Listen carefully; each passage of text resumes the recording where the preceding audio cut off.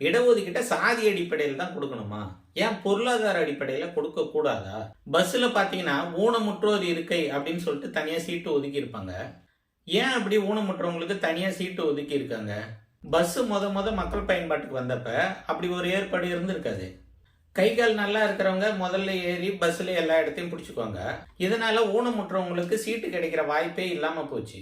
ஆனா காலம் மாற மாற மனுஷனுக்கு அறிவு வளர்ச்சியும் ஜனநாயக உணர்ச்சியும் பிறக்குது. அவங்களும் நம்மள மாதிரி மனுஷங்க தானே. என்ன ஒண்ணு, அவங்களால நம்ம கூட போட்டி போட்டுக்கிட்டு பஸ் ஏறி சீட்டு பிடிக்க முடியாது. அதனால முதல்ல அவங்களுக்கு 2 சீட்டை ஒதுக்கிடுவோம். அதன் பிறகு மீதி இருக்கிற சீட்டுக்கு நம்ம நல்லா இருக்கிறவங்க போட்டி போட்டுக்கலாம் அப்படின்னு அவங்களுக்கு தனி இடஒதுக்கீடு செஞ்சிருக்கிறோம். ஊனமுற்றோர்ன்ற வார்த்தை கூட அவங்கள காயப்படுத்துதுன்னு தெரிஞ்ச பிறகு அதை மாற்றுத்திறனாளிகள் அப்படின்னு சொல்லிட்டு மாத்தி இருக்கிறோம். சக மனுஷனை தூக்கி விடுற இந்த தன்மையை தான் மனுஷத்தன்மை அப்படின்னு சொல்றோம். இதே போல சமுதாயத்துல நலிவடைஞ்ச பிரிவுகளுக்கு கல்வி, வேலை வாய்ப்பு, அரசியல்ல இடஒதுக்கீட்டை தர்றதும் மனுஷத்தன்மை தான். இன்னொரு உதாரணம் சொல்றேன். ஒரு முதலாளி தன்னுடைய கம்பெனிக்கு ஆள் சேர்க்க முடிவு பண்றாரு. ஆனா அவர் என்ன நினைக்கிறாருன்னா, தன்னுடைய கம்பெனிக்கு பெண்கள், ஆண்கள், ஊனமுற்றோர் எல்லா தரப்பினரும் வேணும்னு நினைக்கிறாரு. பேப்பர்ல விளம்பரம் கொடுத்து இன்டர்வியூக்கு கூப்பிடுறாரு. என்ன ஆச்சுன்னா, இன்டர்வியூக்கு அவர் நினைச்சு பார்க்க முடியாத அளவுக்கு நிறைய பேர் வந்துடுறாங்க. அவர் என்ன நினைக்கிறாருன்னா, இவ்வளோ பேரை இன்டர்வியூ பண்றது கஷ்டம், அதனால என்ட்ரன்ஸ்லேயே ஒரு போட்டி வச்சு பாதி பேரை கழிச்சு கட்டுரும், மீதி இருக்கிறவங்களுக்கு இன்டர்வியூ பண்ணி நம்ம எடுத்துக்கலாம் அப்படின்னு முடிவு பண்றாரு. சரி, என்ன போட்டி வைக்கலாம், ஓட்டப்பந்தயம் வைக்கலாம்னு சொல்லிட்டு முடிவு பண்றாரு. ஆனா வந்திருந்த எல்லாருக்குமே ஒட்டு மொத்தமா ஓட்டப்பந்தயம் வச்சோம்னா வலிமையான ஆண்கள் மட்டுமே ஜெயிப்பாங்க. பெண்களோ ஊனமுற்றவங்களோ ஜெயிக்க வாய்ப்பு இல்லை. அதனால பெண்களுக்கு ஒரு ரேஸும் ஆண்களுக்கு ஒரு ரேஸும், ஊனமுற்றவங்களுக்கு சக்கரை நாற்காலி கொடுத்து அவங்களுக்கு ஒரு ரேஸ்ன்னு தனித்தனியா ரேஸ் வச்சு அதுல முன்னால வர்றவங்கள செலக்ட் பண்றாரு. இப்படி ஒவ்வொருத்தவங்களோட வலிமைக்கு ஏற்ற மாதிரி தனித்தனியா ரேஸ் வைக்கிறது தானே சரியான நடைமுறையா இருக்கும். அதே போலதான் சமுதாயமும் சமமா இல்லை. சாதியின் அடிப்படையில மக்கள் அதிகார மையத்திலிருந்து வெவ்வேறு தொலைவில் இருக்கிறாங்க. அதிகார மையம் எங்க இருக்குன்னா அதிகார மையத்துக்குள்ளே சிலர் இருக்கிறாங்க.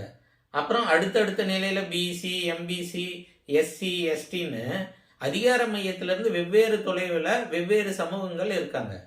இப்ப இவங்களுக்கு அதிகார மையத்தை எல்லையா வச்சு ஒரு போட்டி வைக்கிறோம்னு வச்சுக்கோங்க. இப்ப அதிகார மையத்துல ஒரு ஆப்பிள் வச்சிடறோம். வச்சுட்டு இவங்களுக்கு ஒரு போட்டி வச்சு இந்த ஆப்பிளை யார் எடுக்கிறீங்கன்னு கேட்டா, அதிகார மையத்துக்குள்ள இருக்கிறவங்களே தானே முதல்ல அந்த ஆப்பிளை எடுப்பாங்க. அதிகார மையத்துல இருந்து வெகு தொலைவில் இருக்கிறவங்களுக்கு அந்த ஆப்பிள் எடுக்கிற வாய்ப்பே கிடைக்காம போயிடும் இல்லையா? காலகாலமா அதிகார மையத்துக்குள்ளே இருக்கிறவங்க தான் எல்லா அதிகாரத்தையும் அனுபவிச்சுட்டு இருக்காங்க. அதிகார மையத்துக்கு வெளியில இருக்கிறவங்க, இன்னும் விளிம்பு நிலை மக்கள் அதிகார மையத்தோட வாடையே இல்லாம புறந்தள்ளப்பட்டு ஒடுக்கப்பட்டு இருக்கிறாங்க. இப்ப இதை மாத்துறதுக்கு தான் இடஒதுக்கீடுன்ற தத்துவம் வருது. இடஒதுக்கீடு வந்த பிறகு இவங்களுக்கு போட்டி எப்படி இருக்குன்னா, அதிகார மையத்துல இருக்கிறவங்களுக்கு தனி ட்ராக்கு, பிசி மக்களுக்கு தனி ட்ராக்கு, எம்பிசி மக்களுக்கு தனி ட்ராக்கு, எஸ்சி மக்களுக்கு, எஸ்டி மக்களுக்குன்னு தனித்தனி ட்ராக் வச்சு அவங்கவுங்கள யார் முன்னால வராங்களோ அவங்கள செலக்ட் பண்ணி அவங்களுக்கு வாய்ப்பு கொடுக்கறது தான் இடஒதுக்கீடு. இதன் மூலயமா எல்லாருக்கும் சம வாய்ப்பு கிடைக்கும். சரி, இப்ப கேள்வி என்னன்னா, இடஒதுக்கீட்டை சாதி அடிப்படையில் தான் கொடுக்கணுமா? ஏன் பொருளாதார அடிப்படையில கொடுக்க கூடாதா அப்படின்னு பல பேர் கேக்குறாங்க. உயர் சாதின்னு சொல்லப்படுறவங்களையும் ஏழைகள் இருப்பாங்கல்ல, தாழ்த்தப்பட்டவங்கன்னு சொல்றவங்களையும் பணக்காரங்க இருப்பாங்கல்ல. அப்ப பொருளாதார அடிப்படையில இடஒதுக்கீடு கொடுத்தா தானே சரியானதா இருக்கும் அப்படின்னு ஒரு சிலர் கேக்குறாங்க. கேள்வி இன்னும் நியாயமான கேள்விதான். நம்ம ஒரு விஷயத்த நல்லா புரிஞ்சுக்கணும். இடஒதுக்கீடு கொண்டு வரப்பட்டது ஏழைகளை பணக்காரங்களை ஆக்கிறதுக்கு இல்லை. ஆண்டாண்டு காலமா சாதி ரீதியா அதிகார மையத்திலிருந்து புறந்தள்ளப்பட்ட மக்களுக்கு, ஒடுக்கப்பட்ட மக்களுக்கு, விளிம்பு நிலை மக்களுக்கு கல்வி, வேலை வாய்ப்பு, அரசியல் அதிகாரத்தை கொடுத்து அவங்களோட சமூக அந்தஸ்தை உயர்த்தி அவங்கள அதிகார மையத்தை நோக்கி நகர்த்துறது தான் இடஒதுக்கீட்டோட வேலை. பஸ்ல மாற்றுத்திறனாளிகள் இருக்கைன்னு ஒண்ணு இருக்கு. அதுல ஒரு மாற்றுத்திறனாளி கொஞ்சம் வசதியானவர் உட்காந்துட்டு இருக்காரு. பக்கத்திலே கைகால் இருக்கிற ஒருத்தவர், ஆனா அவரை விட ஏழை, அவரு நின்றுட்டு இருக்காரு. இப்போ அந்த கைகால் நல்லா இருக்கிறவரு அந்த மாற்றுத்திறனாளிய பார்த்து, நான் ஏழை, நான் நிக்கிறேன், நீ பணக்காரன் உட்காந்து இருக்கிற, நீ எழுந்து அந்த சீட்டை எனக்கு கொடு அப்படின்னு சொல்லிட்டு கேக்குறாருன்னு வச்சுக்கோ. அது நியாயமானதா? இருக்கைக்கு பேரே மாற்றுத்திறனாளிகள் இருக்கை. ஏழைகளுக்காக ஒதுக்கப்பட்ட இருக்கை இல்ல, அது மாற்றுத்திறனாளிகளுக்காக ஒதுக்கப்பட்ட இருக்கை. அதுல மாற்றுத்திறனாளிகள் தான் உட்கார முடியும்.